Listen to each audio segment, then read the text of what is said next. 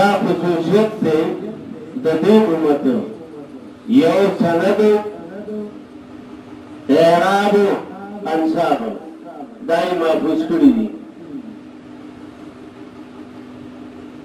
نو د دې کتاب اخذ د مختلفو کتابونو نه شوی او د هغې هغه اسانید په ماخوذونو عصر کې موجود و صاحب د مشکات د هغې نه انتخاب کړی او اخیستی و او دا د خوشحالۍ خبره علماو د بنینو مدرسې وې خو د بناتو مدرسو ډېر کمی و الله دا پوره کړو تاریخ بغداد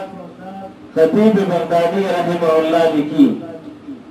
او مشهور امام قتاده رحمه الله وې د هغې د بناتو مدرسه او صحابه کې علوم خلق امهات المؤمنین او خصوصا زمن د مور عائشه رضی الله تعالی عنها